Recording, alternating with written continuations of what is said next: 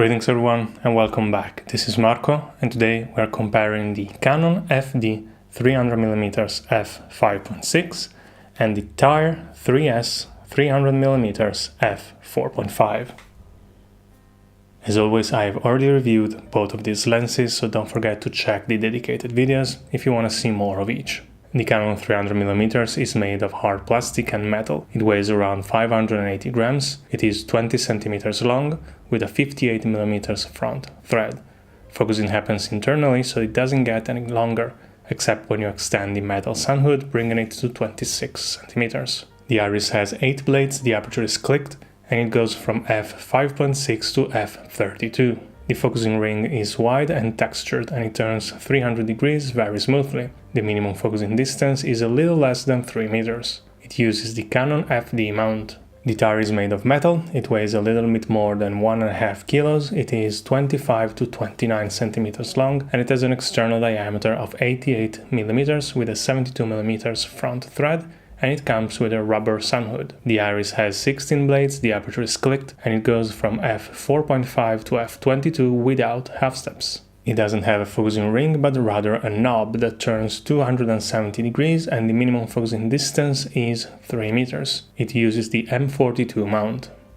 In terms of handling, they are very different, partially because the Tair was engineered specifically for the photo sniper.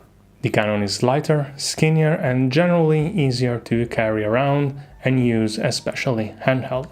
Wide open, the Tair is sharper in the center, but it falls off in the corners where some vignetting can be seen as well, while the Canon, although a little softer in the center, maintains a better average across the frame. By a fate, the Tair is sharper in the center with some softness in the corners, and chromatic aberration is still present all over the frame. The Canon is a bit softer, but it doesn't lose sharpness in the corners, and chromatic aberration can only be seen towards the edges. Speaking of chromatic aberration, it is present on both, but I found it to be more noticeable on the Tair when it persists even at higher apertures. Colors are warmer and somewhat more pastel on the Canon, while they are more true to life on the Tair, with more saturation and contrast. The Tair also has a narrower field of view. Specular highlights have hard edges and some artifacts on both, and backgrounds are soft but not particularly pleasant.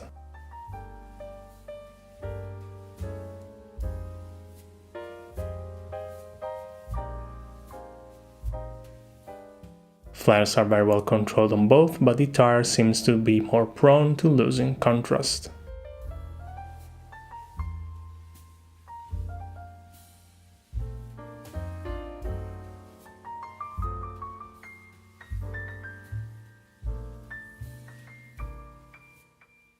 I can already hear people typing, why did you compare these two lenses, they are so different, yada yada yada, and well, that's the point.